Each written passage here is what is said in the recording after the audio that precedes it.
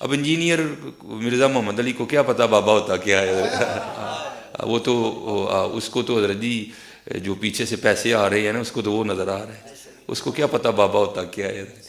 بابا اپنے زمانے میں ایک زمانہ ہوتا ہے، بابا اپنے جہاں میں ایک جہاں ہوتا ہے، اس کا وکھری ایک جہاں ہوتا ہے، یہ اس کو نہیں پتہ اور نہ اس کی باتوں میں آنا ہے انشاءاللہ۔ میرا ارادہ بن رہا ہے کیونکہ اب وہ ہمارے بابوں کی طرف آ رہا ہے اور ہم نہیں اپنے بابوں کی برداشت کر سکتے، اس لیے اس کی بات بھی نہ سنا کرو حضرت، وہ بھی دل میں شک ڈال دے گی حضرت۔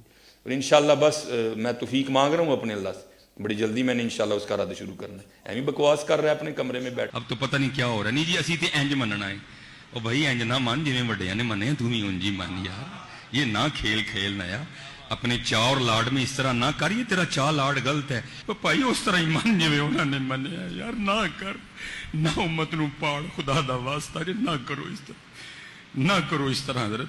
اور میں بزرگ بیٹھی ہیں، خدا کا واسطہ اپنی سٹیجوں کے رنگ بدلو یار، خدا کا نام لو یار، کیا کرنے نکلے ہو تم؟ میں آپ سب سے بٹھا دو ایسوں کو نیچے، تھلے بیٹھ، سانو نہ سنا ہے، ہاں سانو وہ سنا جڑی وڈیاں نے لکھی ہے، سانو نہ سنا ہے، نہ اسی تیری سننی، تو اپنا نواں کول ہی رکھ، سانو نہ اپنا نواں دے تو کوئی، ہاں یہ بدلو بھائی اپنی سٹیجوں کا رنگ، یہ بالکل یہ غلط ہو رہا ہے سارا، اب پانی سر کے اوپر سے گزر رہا ہے ادھر، ہر دوسرے دن کو الو کا پٹھا اٹھتا ہے اور نئی بکواس شروع کر دیتا ہے بھائی، یہ تو آج تک کسی کو نہیں سوجا، جو نئی بات ہی ہم نے سن لی۔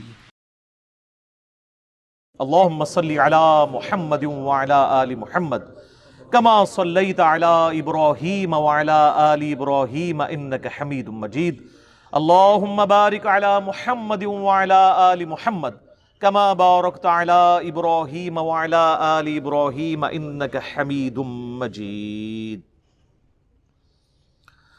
مرنے سے پہلے اے مسلمان کر لے اس پہ غور، کتابوں کا خدا اور ہے، بابوں کا خدا اور۔ میرے بھائیو، یہ جو ہم نے بڑا سافٹ سا سلوگن دیا ہے جس کے اندر قیامت چھپی ہوئی ہے،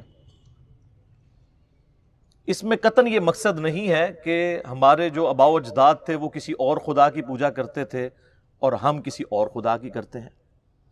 اس میں میسج یہ ہے کہ ہمارے آباء و اجداد نے، ہمارے بزرگوں نے اکثر اوقات ہمیں اس رب کا تعارف کروایا جس رب کی کوالٹیز ان چیزوں سے بالکل مختلف تھیں جو علم وحی کے ذریعے اللہ نے اپنے محبوب امام کائنات سید الاولین والآخرین شفیع المذنبین رحمت للعالمین سیدنا و مولانا امام اعظم محمد رسول اللہ صلی اللہ علیہ وآلہ وسلم کے ذریعے، کتاب اللہ اور سنت کے ذریعے ہمیں اپنا تعارف کروایا۔ یہ بالکل الگ ہے، ورنہ خدا تو سب کا ایک ہے۔ ہم مسلمان اسے اللہ کہتے ہیں، کوئی اسے بھگوان کہتا ہے، کوئی اسے خدا کہتا ہے، کوئی گاڈ کہتا ہے، اور کوئی سپریم بینگ یا سپر نیچرل ایجنسی کہتا ہے۔ اللہ سب کا ایک ہی ہے، الہ سب کا ایک ہی ہے۔ تو سنیں میرے بھائیوں، پہلی مثال آپ نے اکثر بزرگوں کے بارے میں سنا ہے کہ جی روزانہ ایک قرآن پڑھتے تھے۔ کوئی آگے جاتا ہے وہ کہتا ہے جی رات کو کھڑے ہوتے تھے، ایک ٹانگ پہ ایک قرآن پڑھتے تھے، دوسری ٹانگ پہ کھڑے ہو کے دوسرا قرآن۔ جس نے تھوڑی لمبی چھوڑنی ہوتی ہے وہ کہتے ہیں جی 3 قرآن روز کے، 8 قرآن والا ورژن بھی ہے۔ سر فضائل اعمال اٹھائیں، یہ میں یعنی کوئی زبانی کلامی باتیں نہیں کر رہا ہوں، یہ وہ ٹیکسٹ بک ہے جس کے بارے میں دعویٰ کیا جاتا ہے قرآن کے بعد سب سے زیادہ دنیا میں پڑھی جانے والی کتاب ہے فضائل اعمال۔ میں تبلیغی جماعت سے بڑی محبت کرتا ہوں، آپ کو پتہ ہے، جہاں پہ علمی اختلاف ہے میں ضرور ریکارڈ کرواؤں گا۔ مولانا طارق جمیل صاحب حفظہ اللہ تعالیٰ کے سامنے بھی سارا مقدمہ رکھا ہے، اور آپ کو پتہ ہے تبدیلی تو آئی ہے نا، پھر کلپ دیکھا ہے آپ نے، تبدیلی آ گئی ہے، وہ بھی مانتے ہیں، لیکن ان بیچاروں کا جتنا زور چلتا ہے اتنی بات کر سکتے ہیں۔ تو یہ فضائل اعمال میں لکھا ہوا ہے میرے بھائی کہ ایک بزرگ تھے روزانہ ایک قرآن پڑھتے تھے، ایک اور بزرگ کا لکھا ساتھ کہ وہ 3 قرآن روزانہ پڑھتے تھے، پھر آگے کہتے ہیں 8 قرآن بھی روزانہ پڑھتے تھے، اور پھر لکھا کہ امام ابو حنیفہ رحمہ اللہ تعالی رمضان شریف میں 61 قرآن پڑھتے تھے۔ 61 کی گنتی وہ کہتے ہیں ایک قرآن دن میں ایک رات میں، کتنے ہو گئے؟ 60، اور ایک تراویح بھی۔ ہاں جی، ایک 8 دفعہ پھر تاک کرنا تھا نا انہوں نے. اب یہ لانا بات ہے جب 29 روزے ہوتے ہوں گے پھر کیا کرتے ہوں گے.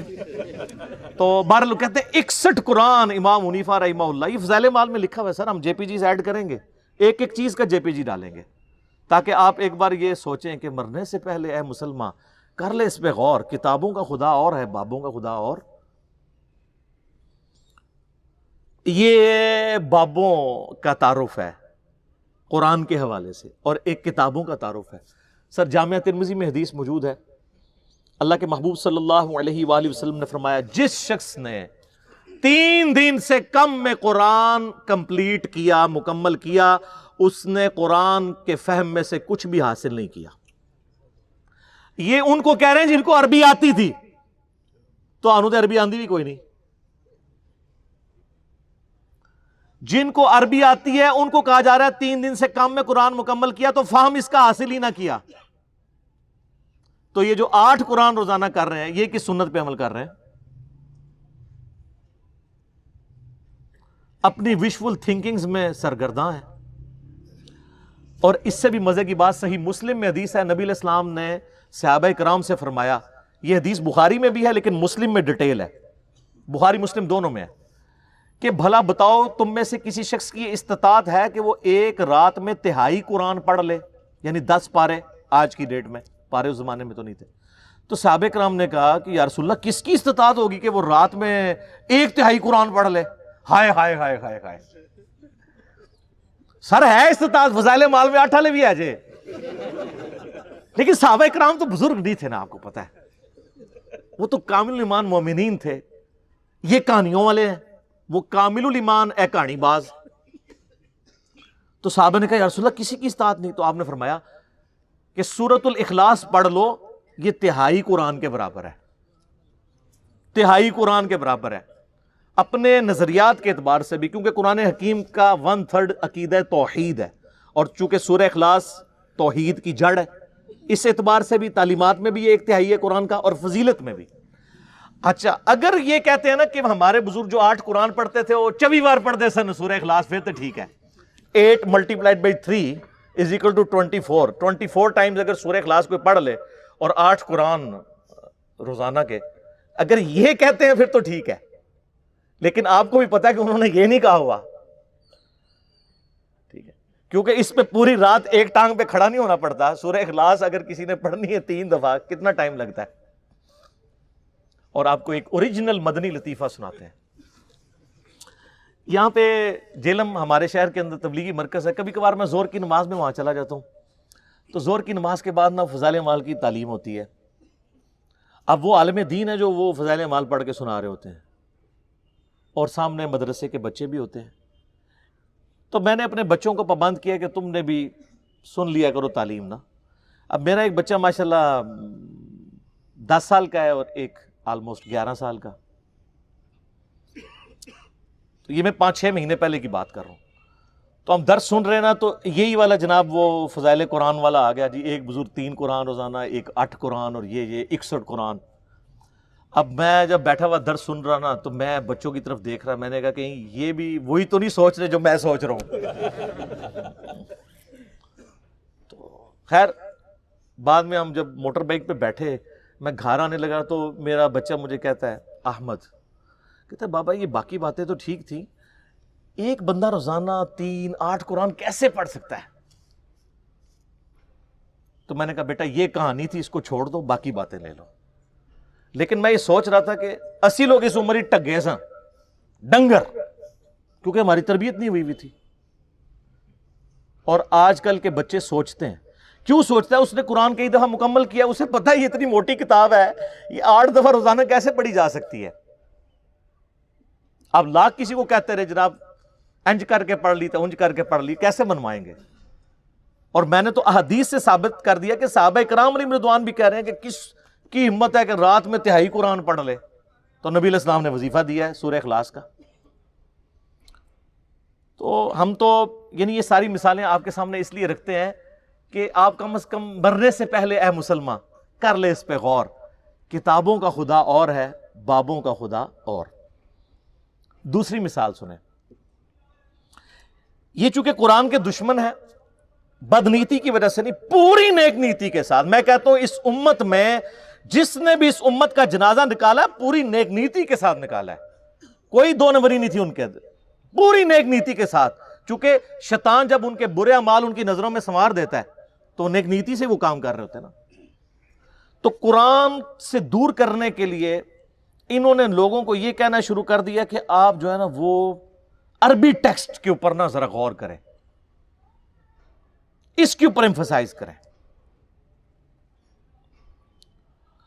اور اس کے لیے پھر انہوں نے کئی ایک ہیلے بہانے گڑے. ایک تو موٹا سا جملہ, یہ قرآن حدیث ڈائریکٹ نہیں پڑھنا گمراہ ہو جاؤ گے, یہ تو آپ نے اکثر سنا ہے. اچھا, جو صحابہ کرام تھے وہ تو قرآن سنتے تھے, ان کے آنسو روا ہوتے تھے, چلے ان کے آپ کو یقین نہیں آتا.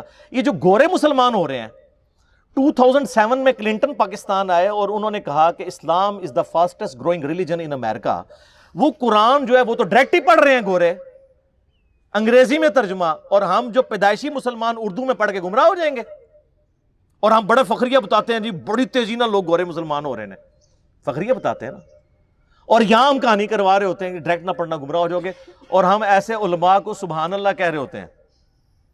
اگر کوئی یہودی عیسائی ہمیں کہنا قرآن نہیں پڑھنا گمراہ ہو جاؤ گے, وہ کہے گا اللہ کا دشمن ہے تو اس لیے کہہ رہا ہے. اور یہ جو یہودی مسلمان نما یہودی گھسے ہوئے ہیں ہماری صفوں کے اندر, یہ آپ کو کہتے ہیں آپ کو کوئی پرواہ نہیں ہے. قرآن تو بار بار کہہ رہا ہے ہدی للناس, سورۃ البقرہ میں ہے ہدی للناس وبینات من الہدی والفرقان. یہ پوری انسانیت کے لیے ہدایت ہے, اور اس میں ہدایت کے روشن دلائل ہیں, اور یہ حق اور باطل میں تمیز کرنے والی کتاب ہے. لیکن نہیں, سورۃ القمر میں 4 دفعہ آیا وَلَقَدْ يَسَّرْنَا الْقُرْآنَ لِلذِّكْرِ فَهَلْ مِن مُدَّكِرٍ. قرآن نصیحت کے لیے ہم نے آسان کر دیا ہے کوئی نصیحت حاصل کرنے والا نصیحت کے لیے؟ باقی اس کے سائنٹیفک فیکٹس پہ جائیں تو سر مولویوں تو سائنس آمدی بھی نہیں, سائنس دے سپیلنگ بھی نہیں آمدے. قرآن کا مقصد بھی نصیحت ہے, باقی تو آپ کا انٹرسٹ ہے جتنا مرضی, نصیحت کے لیے آسان ہے. لیکن وہ فضائل اعمال میں لکھا ہوا سر کہ جی قرآن کی تفسیر کے لیے 15 علوم چاہیے. یہ آپ کو دور کر رہے ہیں قرآن سے غیر محسوس طریقے. اور انہوں نے کہا کہ جی 14 کے تو نام گنوائے, انہوں نے کہا 14 تو آپ حاصل کر لیں گے, 15واں جو ہے وہبی ہے. وہبی کہتے ہیں جو گاڈ گفٹڈ ہو, وہ خاص لوگوں کو ہی ملتا ہے, تاکہ آپ 14 حاصل بھی کریں, کہیں گے 15واں تو کوئی نہیں نا, وہ تو وہبی ہے. وہبی نہیں وہبی. کتنی دشمنی اس پہ تر رہا یہ کہ پھر باقاعدہ ایک خواب لکھا کہ امام احمد, یہ فضائل اعمال میں سر لکھا ہوا ہے کہ امام احمد بن حنبل رحمۃ اللہ علیہ نے خواب میں اللہ کی زیارت کی. جھوٹ. بازید بستامی کے بارے میں کشف المحجوب میں لکھا ہے کہ انہوں نے اللہ کی زیارت کی ڈائریکٹ, اور تذکرۃ الاولیاء میں لکھا ہے معراج کی رات انہوں نے بھی معراج کی اور اللہ کو ڈائریکٹ دیکھا. ادھر تھوڑی شرم آئی, انہوں نے ایک سٹیپ نیچے لے آئے, خواب میں دیکھا. سر یہ خواب والا پیکج موسیٰ علیہ السلام کو آفر کیوں نہیں ہوا تھا؟ سورۃ الاعراف کی آیت نمبر 143 ہے, حضرت موسیٰ علیہ السلام اللہ کے لاڈلے ترین 5 پیغمبروں میں سے ہیں, اولو العزم پیغمبروں میں سے ایک. کہنے یا اللہ تجھے دیکھنا چاہتا ہوں. اللہ نے فرمایا تو نہیں مجھے دیکھ سکتا, بلکہ پہاڑ کی طرف دیکھ, اگر یہ قائم رہا تو سمجھ لینا تو بھی دیکھ سکتا ہے. اور وہ جل کر راکھ ہو گیا پہاڑ, اور موسیٰ علیہ السلام انڈائریکٹلی اس کے ایفیکٹ کی وجہ سے بے ہوش ہو گئے. لن ترانی, تو مجھے نہیں دیکھ سکتا. تو اللہ تعالیٰ کہہ سکتا تھا کہ بعد میں نے احمد بن حنبل کو خواب میں زیارت کرانی ہے, تو موسیٰ پھر خواب والا پیکج, میں کہتا ہوں آج بھی کہتا ہوں موسیٰ علیہ السلام کو خواب والا پیکج آفر ہوتا نا وہ لے لیتے. ہمارے محبوب صلی اللہ علیہ وآلہ وسلم کو خواب میں زیارت ہوئی ہے, جامعہ ترمذی میں حدیث ہے, بڑی لمبی حدیث ہے, جس میں وہ نبی علیہ السلام کی دعا ہے اللہم انی اسألک فعل الخیرات و ترک المنکرات. میں نے کئی دفعہ بیان کی ہے, مشکات میں اس کا انٹرنیشنل نمبر ہے 748 جامعہ ترمذی کے حوالے سے. یہ پروٹوکول کسی کا نہیں ہمارے محبوب صلی اللہ علیہ وآلہ وسلم کے سوا. تو کہتے ہیں جی احمد بن حنبل نے خواب میں اللہ کو دیکھا تو اللہ تعالیٰ سے کہا یا اللہ میں تیرا قرب حاصل کرنا چاہتا ہوں, تو اس کے لیے سب سے بہترین ذریعہ کیا ہے؟ تو اللہ نے فرمایا میرا کلام. بالکل ٹھیک ہے, ہم بھی یہی کہتے ہیں, لیکن اگے کہانی شروع ہونے لگی ہے. تو احمد بن حنبل نے کہا کہ یا اللہ سمجھ کے یا بغیر سمجھ کے. ہائے ہائے, احمد بن حنبل انہوں نے باقاعدہ ہماری ٹریننگ کی تھی اسی کہ کل اسی کہانی کرانی ہے, کل ہم نے کہانی کرانی ہے, آپ ذرا یہ بھی پوچھ لیں. یہ لکھا ہوا ہے بھائی, اور پوچھ رہے کس سے؟ اللہ سے، جس نے سمجھ کے لیے پیغمبر بھیجا ساتھ، سب کچھ سمجھایا۔ وہ اس اللہ سے کسی کی جرت ہے یہ پوچھ لے کہ سمجھ کے کہ بغیر سمجھ کے؟ تو اللہ نے جواب دیا خواہ سمجھ کے خواہ بغیر سمجھ کے، استغفر اللہ واتوب الیہ۔ میں کہتا ہوں جی اس جھوٹے پر اللہ کی لعنت جس نے یہ خواب گھاڑ کر امام احمد بن حنبل کی طرف منسوب کیا، اور احمد بن حنبل کو تو یہ سمجھ بغیر سمجھ کہنے کی ضرورت نہیں تھی، ان کو ویسے ہی عربی آتی تھی کہانی۔ اور اسے کہ احمد بن حنبل جیڑا پنجابی پٹھان سندھی یا بلوچ سن۔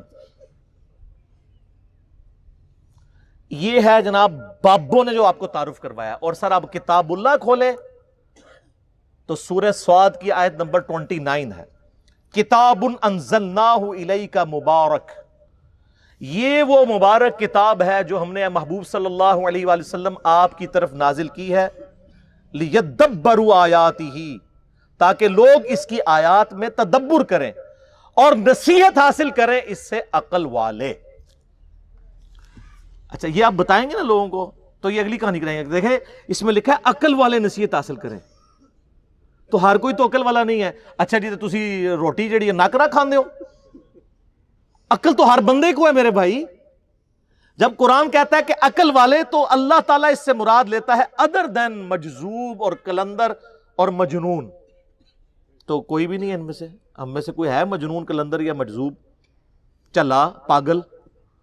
وہ صحیح بخاری میں تعلیقاً روایت ہے، مولا علی کے قول ہے، امام بخاری چیپٹر کی ہیڈنگ میں لے کے ہیں، اور سنن ابن ماجہ میں مولا علی علیہ السلام نے نبی علیہ السلام سے یہ روایت کی ہے کہ 3 قسم کے لوگ ہیں جن سے اللہ نے شریعت کا قلم اٹھا لیا ہے: سویا ہوا شخص، اور نابالغ، اور تیسرا جو شخص پاگل ہے، جس کو آپ مجذوب کہہ لیں، مجنون کہہ لیں، کلندر کہہ لیں۔ اس کو عقل نہیں ہے، اس کی پوچھ نہیں ہے، باقی تو ہر بندہ عقل والا ہے۔ تو عقل والے سے مراد ہر وہ انسان جس کی عقل سلامت ہے، وہ پاگل نہیں ہوا۔ اور جو اپنی عقل کے ہوتے ہوئے اپنی عقل کو استعمال نہ کرے تو اس کو اللہ تعالیٰ نے قرآن میں کہا ہے یہ جانور سے بھی بدتر ہے۔ جی سورۃ الاعراف آیت نمبر 179، وَلَقَدْ ذَرَأْنَا لِجَهَنَّمَ كَثِيرًا مِّنَ الْجِنِّ وَالْإِنسِ، ہم نے جنوں اور انسانوں کی اکثریت پیدا اس لیے کی ہے کہ الٹیمیٹلی انہوں نے دوزخ میں ہی جانا ہے۔ وَلِعَاذُ بِاللَّهِ تَعَالَى اللہم اجرنا من النار، اللہم اجرنا من النار، اللہم اجرنا من النار، آمین۔ پھر اللہ تعالیٰ ساتھ ہی فرماتا ہے ہم نے انہیں عقل دی تھی یہ سوچتے نہیں، ان کو کان دیے تھے یہ سنتے نہیں، ان کو آنکھیں دی تھی یہ دیکھتے نہیں، عبرت والا دیکھنا۔ اولئک کالانعام بل ہم اضل، یہ جانوروں کی مانند ہیں بلکہ ان سے بھی گئے گزرے ہیں جو اپنی عقل کو، کانوں اور آنکھوں کو استعمال کر کے حق بات تک پہنچنے کی کوشش نہیں کرتے۔ تو قرآن تو اس لیے نازل ہوا تھا، سمجھ کے پڑھو یا بغیر سمجھ کے، کڈی وڈی کہانی کرائی ہے۔ اور یہ فضائل اعمال شریف میں لکھی ہوئی ہے۔ چلو، اور وہ کوئی عام آدمی نہیں، باہر لکھا ہوا ہے شیخ المحدثین، استاذ العلماء، اور یہی تعلیمات ہیں جو صوفیاء نے شروع سے دی ہیں، اور ہم آپ کو رو رو کے بتا رہے ہیں کیا کہ مرنے سے پہلے اے مسلمان کر لے اس پہ غور، کتابوں کا خدا اور ہے، بابوں کا خدا اور اللہ نے ہمیں تو یعنی سمجھ کے کیا، نبی علیہ السلام کو تو اللہ تعالیٰ نے اسپیشلی حکم دیا ہے سورۃ الانعام آیت نمبر 19 میں، وَأُوحِيَ إِلَيَّ هَذَا الْقُرْآنُ لِأُنذِرَكُمْ بِهِ وَمَنْ بَلَغَ۔ اے نبی علیہ السلام فرما دیجئے قرآن اللہ نے مجھے اس لیے وحی کیا ہے تاکہ اس کے ذریعے میں تمہیں بھی ڈر سناؤں آخرت کا، اور جس تک اس کی دعوت پہنچ جائے اسی کتاب کے ذریعے ہدایت دے لوگوں کو۔ فضائل اعمال فضائل سنت یا کسی مولوی کی لکھی ہوئی کتاب سے نہیں، اللہ کی کتاب سے۔ پھر سورہ قاف کی آخری آیت ہے 45 نمبر، فَذَكِّرْ بِالْقُرْآنِ مَنْ يَخَافُ وَعِيدٍ۔ اے نبی علیہ السلام اس قرآن کے ذریعے آپ لوگوں کو ڈر سنائیں آخرت کا، ہر اس شخص کو جو اللہ کی دھمکی سے ڈر جائے۔ تو سر پھر ہم کیوں نہ کہیں کہ کتابوں کا دین اور ہے اور بابوں کا دین اور۔ تیسری مثال، آپ نے اکثر بریلوی اور دیوبندی بزرگان دین سے اور علماء کرام سے، میں بزرگان بے دین اور علماء کرائم کی بات نہیں کر رہا، بزرگان دین اور علماء کرام سے یہ اکثر سنا ہوگا کہ جی بزرگ روحانی طور پر دیکھے گئے ہیں، جی ہوتے ادھر ہیں، کبھی مدینہ شریف حاضری میں پہنچے ہوتے ہیں، کبھی وہ مکہ شریف پہنچے ہوتے ہیں، نماز میں غیر حاضر ہوں تو وہ کہتے ہیں جی نماز روحانی طور پہ وہاں ادا کی. اور یہ سب جگہ کہاں رہی ہیں؟ کہیں دعوت اسلامی کی بہاروں کے نام سے ہے اور کہیں تبلیغی جماعت کی کارگزاری کے نام سے. یہ ہر جگہ جاری ہے. کہتے ہیں جی وہ بزرگ ادھر تھے تو ہے ادھر تھے، روحانی طور پہ ان کو وہاں دیکھا گیا، انہوں نے وہاں نماز پڑھی. یہ ہے بابوں نے جو آپ کو بتایا. اور سر صحیح مسلم میں حدیث ہے، نبی علیہ السلام ایک چوراہے سے گزرے تو بنو سلمہ وہاں کھڑے تھے. نبی علیہ السلام نے پوچھا تم لوگ یہاں کیوں کھڑے ہو؟ ان کا یا رسول اللہ ہم بڑی دور سے اپنے گاؤں سے مسجد نبوی میں آپ کے پیچھے نماز کے لیے آتے ہیں تو تھک جاتے ہیں، بڑی مشکل سے پہنچ پاتے ہیں، جماعت پکڑنے میں مشکل ہوتی ہے، تو ہم نے ارادہ کیا ہے کہ ہم مدینہ شریف شہر کے اندر ہی شفٹ ہو جاتے ہیں تاکہ آسانی سے آپ کے پیچھے نماز پڑھ لیں. تو نبی علیہ السلام نے فرمایا تم جتنے قدم چل کے آتے ہو ہر قدم کے عوض تمہارے لیے نیکی لکھی جاتی ہے. یار صحابہ کرام کیا لوگ تھے یار. کوئی آرگومنٹ ہی نہیں کیا کہ یا رسول اللہ ٹھیک ہے ادھر ہی رہیں گے. کسی نے نہیں کہا یا رسول اللہ تھک جائیں گے. یہ نیکیوں کے لیے کتنے حریص. اور کسی نے یہ بھی نہیں کہا کہ حضور ہمارے قدموں کی خاک سے جو خاک اڑتی ہے، ہمارے گھوڑے کے قدموں کے سم سے جو خاک اڑتی ہے، وہ جب گھوڑے کے نتھنے میں بیٹھے تو اس کے برابر بھی کوئی امت کا ولی غوث قطب ابدال نہیں ہو سکتا.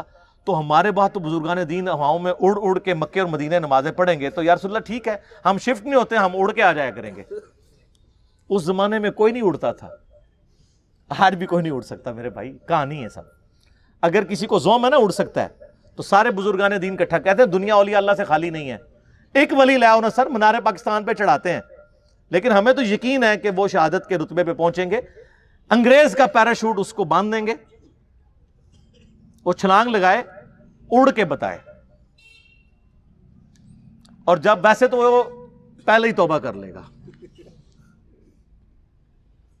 اور اگر وہ چھلانگ لگائی دے شہید ہونے کے لیے تو مرنے سے پہلے ایک بٹن دبائے، اس کے بعد زمین پہ لینڈ کرتے ہی نہ اناؤنسمنٹ کرے نہ میں وابی نہ میں بابی، میں ہوں مسلم علمی کتابی. سر پھر یہی ہونا چاہیے نا، کہانیاں کرائی سی ہوں توبہ بھی کرنا.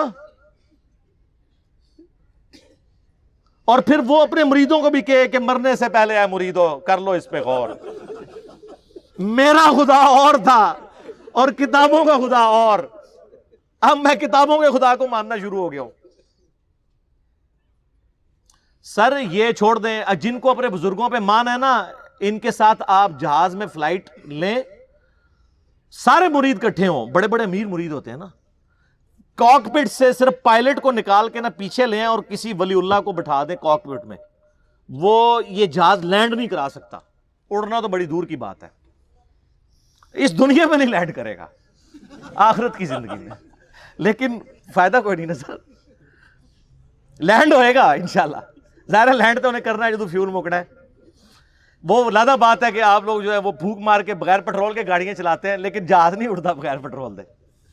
سب کہانیاں اتنی کہانیاں. اور لوگ صاحب وہ جی جناب نکاح ماری لوہے محفوظ پڑھ لیا، تھلے ویکھیا 7 زمینہ کراس، تیل بھی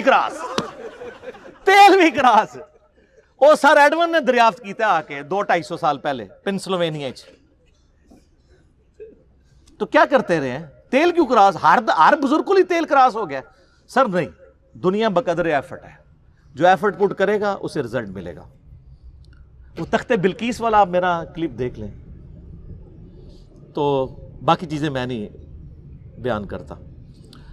سیکنڈ لاسٹ مثال، چوتھی، آپ کو پتہ یہ بڑی مشہور حدیث ہے بخاری اور مسلم دونوں میں، سیدنا اسامہ ابن زید سے متعلق. ایک جنگ کے دوران کافر سے مڑ بھیڑ کے دوران جب وہ کافر ان کی تلوار کے نیچے آیا تو اس نے کلمہ پڑھ دیا، لیکن انہوں نے پھر بھی اسے قتل کر دیا. بعد میں قلق تھا، نبی علیہ السلام کی خدمت میں حاضر ہوئے کہ یا رسول اللہ اس طرح لڑائی ہوئی، وہ میری تلوار کے نیچے آیا، کلمہ پڑھ دیا، پھر بھی میں نے اسے قتل کر دیا. تو نبی علیہ السلام فرمایا تو نے اسے کیوں قتل کیا؟ کہ یا رسول اللہ اس نے اوپر سے کلمہ پڑھا تھا ڈر کی وجہ سے، اندروں وہ کافر تھی. ہو سکتا ہے یہ بات ٹھیک بھی ہو، ہم بھی یہی ججمنٹ کرتے، لیکن نبی علیہ السلام نے فرمایا کیا تو نے اس کا دل چیر لیا تھا؟ تو صحابہ نے تو نہیں کہا یا رسول اللہ کہ اولیاء اللہ دل کا حال جان لیتے ہیں تو ہم تو اولیاء کے امام ہیں. جی میں نے دل چیر لیا تھا.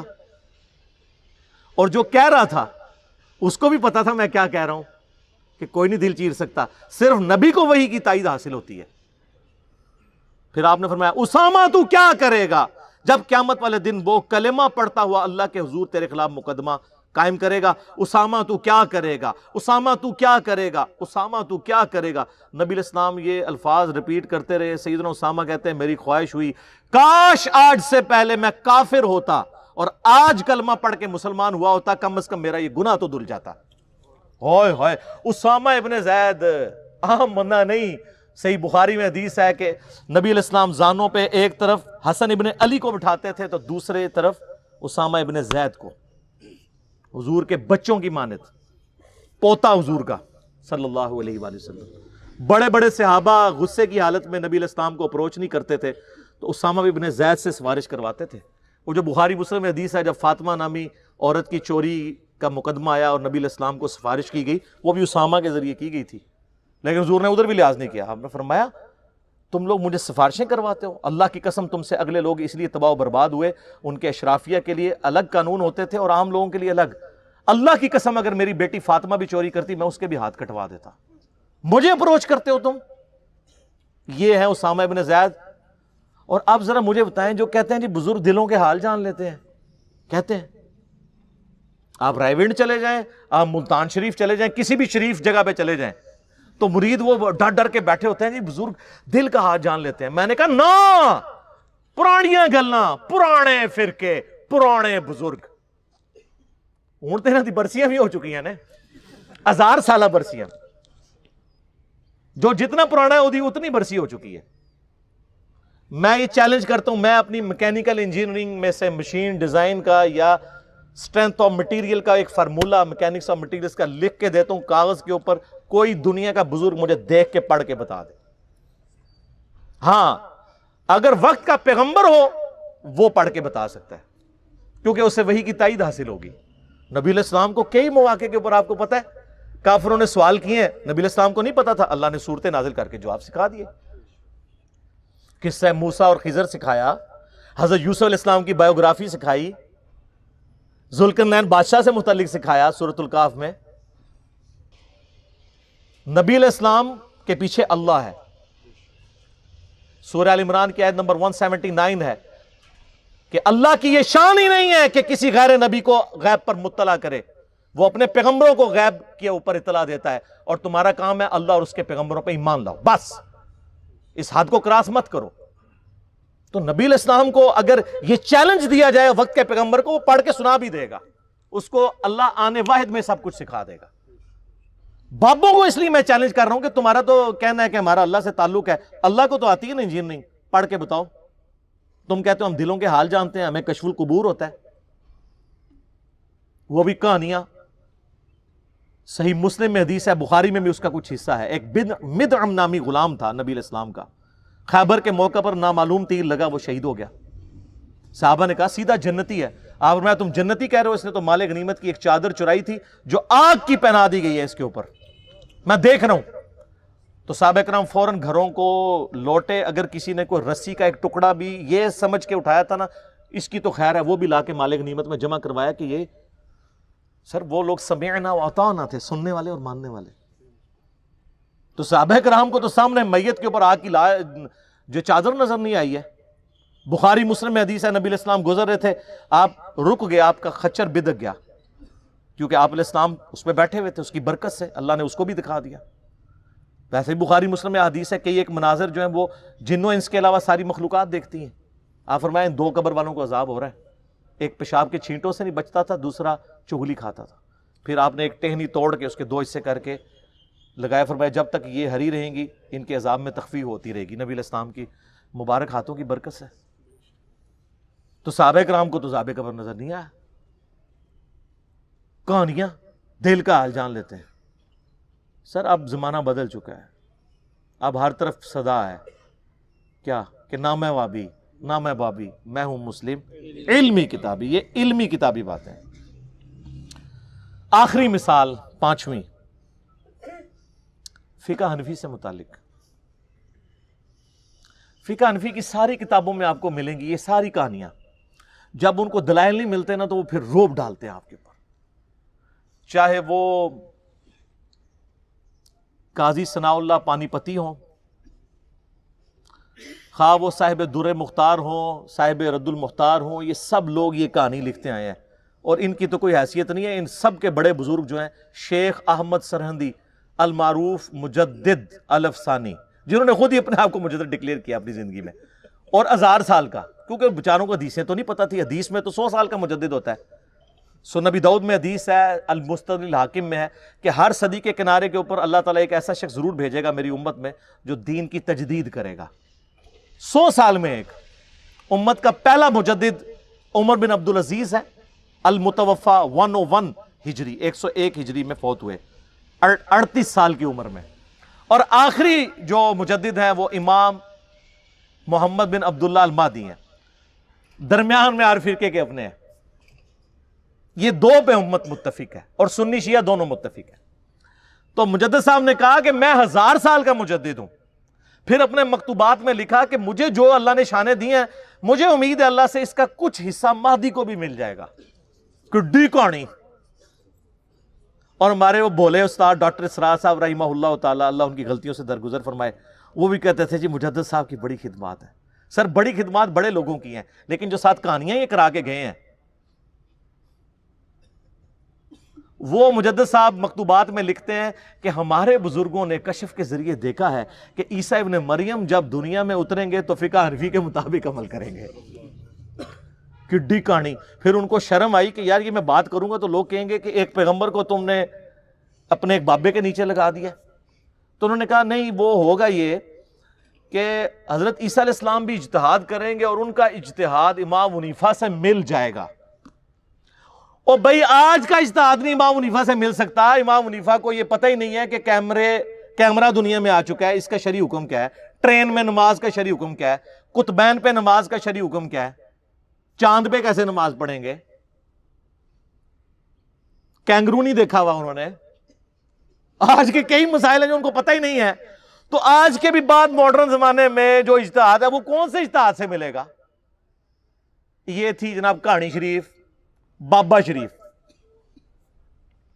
اب آ جائیں صحیح مسلم میں. سر صحیح بخاری مسلم دونوں میں حدیث ہے کہ تم میں عیسیٰ ابن مریم قیامت سے پہلے نزول کریں گے، صلیب کو توڑ دیں گے، خنزیر کو قتل کر دیں گے، جزیہ موقوف کر دیں گے، سب لوگ اسلام قبول کر لیں گے. اور مسلم شریف کے الفاظ ہیں، وہ راوی حدیث کہتا ہے کہ وہ جب دنیا میں اتریں گے تو تمہارے رب کی کتاب اور تمہارے نبی کی سنت کے مطابق تمہیں چلائیں گے. تو وہ کیا ہوں گے؟ علمی کتابی. مرنے سے پہلے اے مسلمان کر لے اس پہ غور. کتابوں کا خدا اور ہے، بابوں کا خدا اور.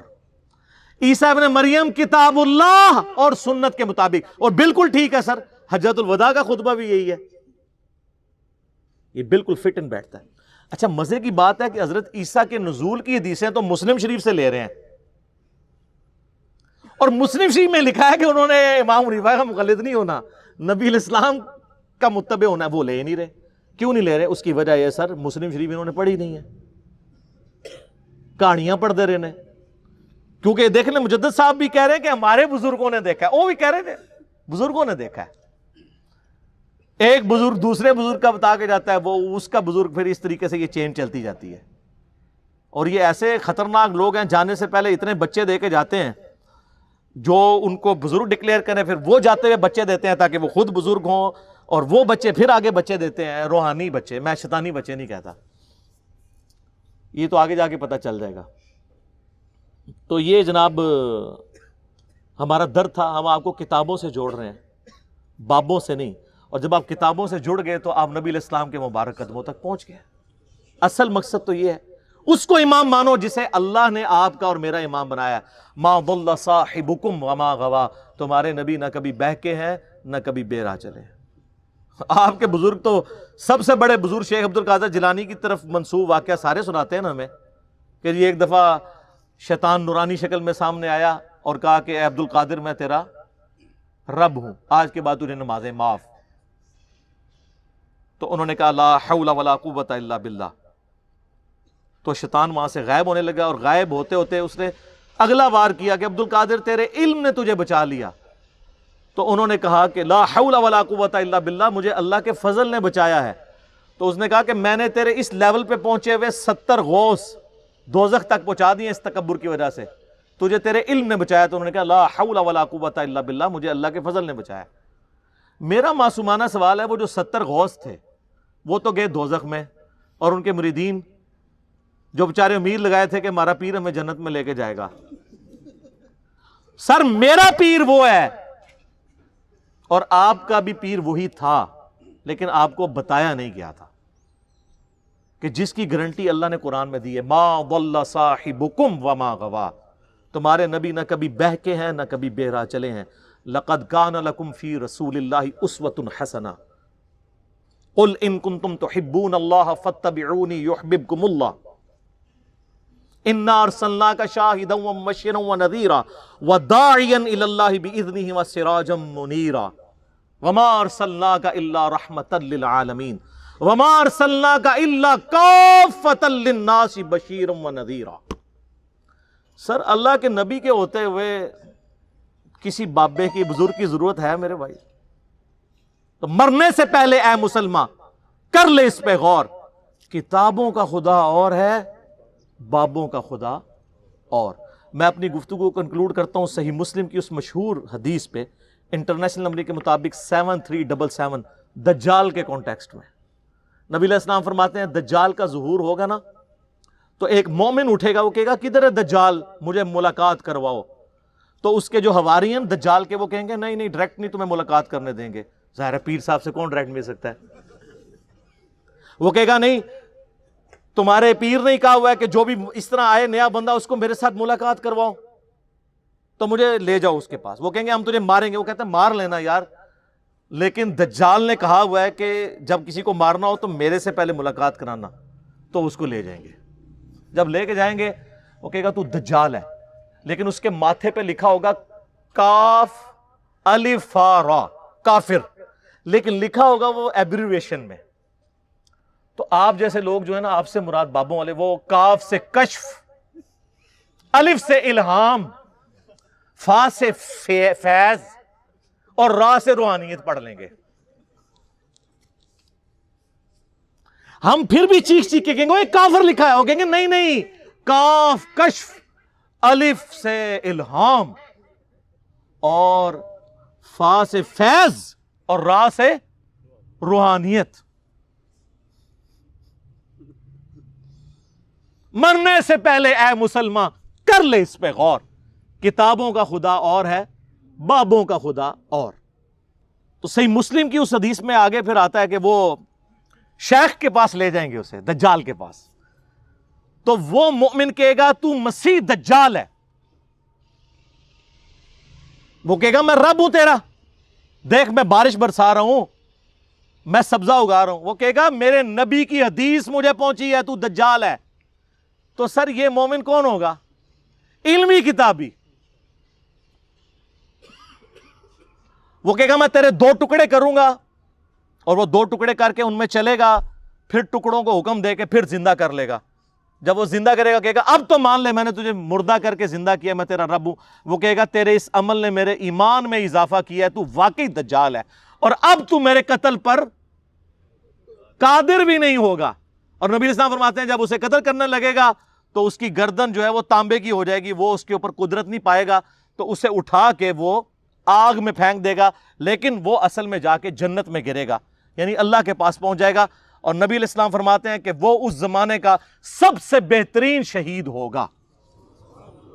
جو المستدل حاکم میں حدیث ہے سید الشہداء حمزہ ابن عبد المطلب ہیں، اور ہر وہ شخص سید الشہداء ہے جو جابر حکمران کے سامنے کلمہ حق بلند کرے۔ اسی لیے ہم امام حسین رضی اللہ تعالیٰ عنہ علیہ السلام کو سید الشہداء کہتے ہیں، اور وہ مؤمن بھی سید الشہداء ہوگا۔ تو سر ہم پھر بار بار کہہ رہے ہیں کہ مرنے سے پہلے اے مسلمان کر لے اس پہ غور، کتابوں کا خدا اور ہے، بابوں کا خدا اور۔ سورہ یوسف پڑھیں، حضرت یوسف علیہ السلام جو اپنے جیل کے ساتھیوں کو ترغیب دلاتے ہیں وہ یہی ہے کہ اے میرے جیل کے ساتھیوں، یہ چند نام ہیں جو تم نے رکھ لیے ہیں، اللہ نے ان کی کوئی سند نازل نہیں کی ہوئی ہے، آپ نے بھی نام رکھ لیے۔ یہ کہتے ہیں نا جی وہ اللہ چاہے تو بزرگ کر سکتے ہیں، یہ اللہ کا چاہنا آپ نے اور آپ کے بابوں نے ڈیسائیڈ کرنا ہے؟ یہ سب آپ نے کہانیاں بنائی ہیں۔ اللہ تعالیٰ کو، اللہ تعالیٰ نے قرآن حکیم میں بارہا یہ بات کی ہے، وَلَا تَقُولُوا عَلَى اللَّهِ إِلَّا الْحَقِّ، مت کہو اللہ کے بارے میں کوئی بات ایسی سوائے اس کے کہ جو حق پر مبنی ہو۔ ہم کہتے ہیں بابے آپ کے کیا کر رہے ہیں، وہ کہتے ہیں جی کعبے میں بھی کرین گر گئی تھی، تو سر اللہ نے کب کہا ہے کہ آپ بسم اللہ پڑھ کے ساکٹ میں 2 انگلیاں دے دو تو بچ جاؤ گے؟ اللہ نے تو بقدر ایفرٹ چھوڑا ہے آپ کو۔ یہ آپ کے بابوں کا دعویٰ تھا کہ دنیا دا نظام چلا رہے ہیں۔